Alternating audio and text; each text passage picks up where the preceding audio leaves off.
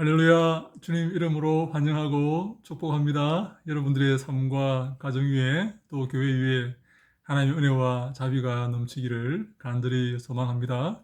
여러분 코로나 가운데 얼마나 어려운 삶을 살아가십니까? 주님 은혜가 여러분들의 삶을 보살피고 인도하시고 축복하시기를 간절히 소망합니다.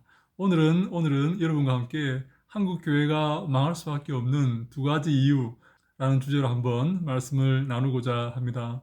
한국 교회가 망할 수밖에 없는 두 가지 이유가 있습니다. 첫 번째, 물질 문명입니다. 물질 문명이 과도하게 발달하면 정신 문명이 쇠퇴하게 되어 있습니다. 이것은 서구의 기독교를 봐도 알 수가 있습니다. 독일의 기독교가 어떻게 되었는지 아십니까? 할머니, 할아버지들이 몇 명 모여서 예배드리고 있습니다.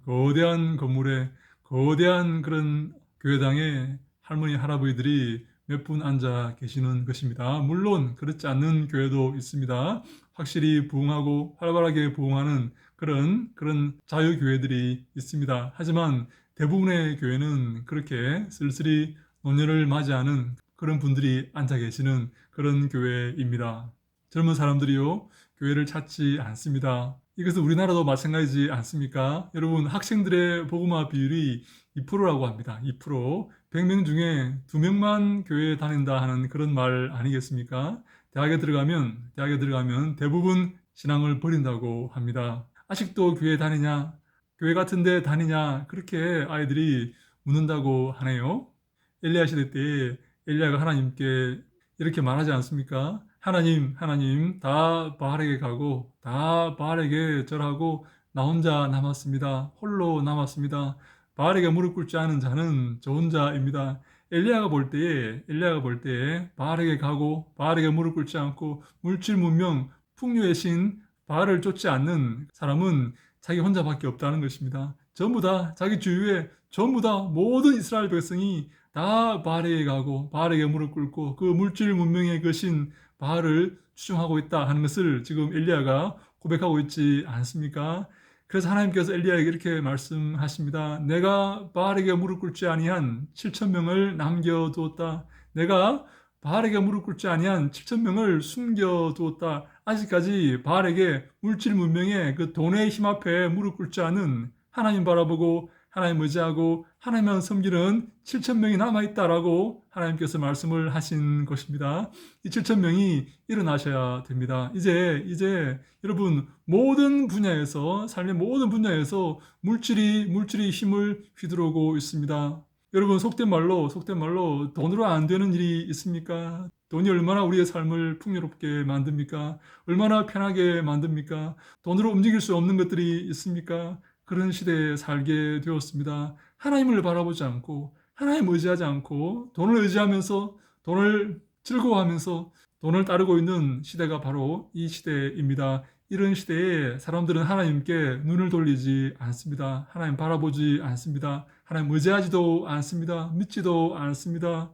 그래서 한국 교회는 망할 수밖에 없는 것입니다. 그런데 더 큰 문제는 이 물질 문명의 거대한 파도를 막아서야 하는 교회가 무기력하다는 사실입니다. 이 물질 문명이 교회 안에도 들어와 있습니다. 목사들이 여러분, 교인들이 많으면 목에 힘을 줍니다. 교회가 크면 목에 힘을 줍니다. 목사들이 군림을 하려고 합니다. 높은 자리 차지하려고 합니다. 그런데 여러분, 이것이 어디에서 시작되었는 줄 아십니까? 바로 신학교에서 시작되었습니다. 신학교가 바로 그렇게 되어 버렸습니다. 여러분, 제가 어떻게 아냐고요? 제가 신학교에서 강의를 했지 않습니까? 여러분, 제가 오래전에 어떤 신학교에서 강의를 했는데 50명의 학생들이 있었습니다. 한 클래스에 50명이었는데 여러분, 그 학생들 가운데 몇 명이 공부했는 줄 아십니까? 제 강의를 제대로 들은 학생은 얼마 되지 않습니다. 제가 차마 입으로 말할 수 없을 만큼 적은 수가 강의를 듣고 나머지는 강의에 관심이 없습니다. 어디에 관심이 있을까요? 어떻게 하면 편하게 살까? 거기에만 관심이 있습니다. 하나님의 말씀에 관심이 없어요. 그런 자들이 나와서 목회를 하고 있는 것입니다. 여러분, 그들이 하나님의 말씀에 관심이 없습니다. 하나님의 말씀이 뭐라 하든지 거기에 관심이 없다고요. 소위 말해 잿밥에 관심이 있는 것입니다. 그러면 신학교 교수들은요. 신학교 교수들은 좀 나을까요? 아닙니다. 마찬가지입니다. 여러분 신학교 교수들 가운데 동성애를 옹호하는 교수들이 있다는 것을 아십니까? 신학교에 동성애 동아리가 있다는 사실을 아십니까? 여러분 신학교 교수들 가운데 유물론자들이 있다는 것을 아십니까? 그런 자들이 신학교에 들어와 있습니다. 여러분 신학교 교수가 얼마나 영광스러운 자리입니까? 교수이지요, 목사이지요, 신학생들을 가르치는 정말로 주님이 기뻐하시는 영광스러운 자리 아닙니까? 그것을 알고 쓰레기들이 거기에 꾸역꾸역 들어온 것입니다. 거기에 꾸역꾸역 들어와 가지고 교수를 하고 있는 것입니다. 그 밑에서 배운 자들이 무엇을 배우겠습니까? 한국교회 최후의 보루라고 할 수 있는 신학교가 이미 이렇게 썩어 버렸습니다. 사랑하는 여러분, 이제 말씀을 들을 때 잘 분별하셔야 됩니다. 마지막 때가 되면 미혹하는 자들이 등장한다고 성경에 나와 있지 않습니까?